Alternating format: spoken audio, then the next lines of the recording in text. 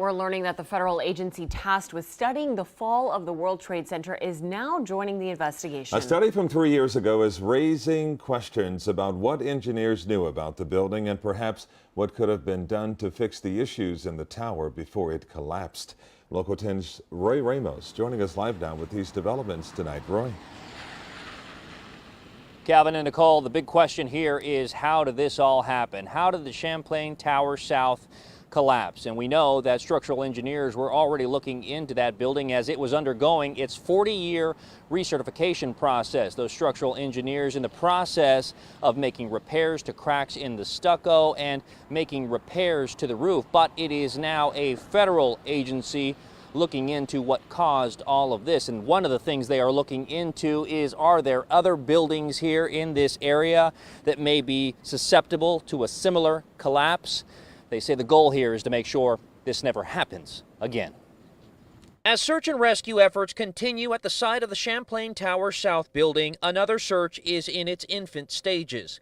The search for answers as to what caused a portion of the 12-story condo building that included more than 50 units to give way. If there are building failures, we can determine what happened so that they can't happen again in other kinds of buildings.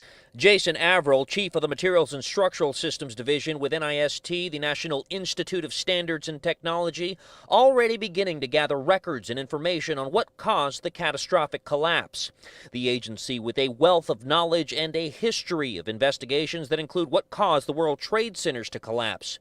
Two of a 6-person team of structural engineers, scientists, and concrete experts already in place at this site. We want to collect and preserve any evidence that might be critical to helping determine what happened in the building. Local 10 learned the building was undergoing its 40-year recertification process. This permit issued just one day before Thursday's early morning collapse for the installation of roof safety anchors and stucco repairs.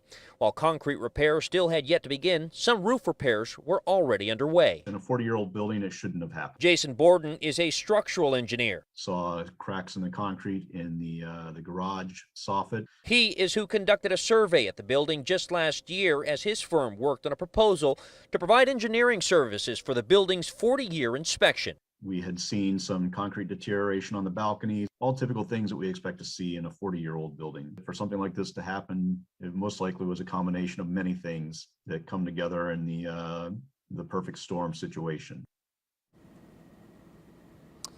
And as we come back out live to the dozens of buildings that line Collins Avenue and the beach here in Surfside, we can tell you it is important to note that NIST is not going to be interfering with search and rescue efforts. In fact, when I spoke to that structural engineer, he tells me that they cannot even begin that thorough investigation until search and rescue efforts have been completed and their own engineers can begin to go through that intact portion of the building to make sure it is safe for their engineers to go through it.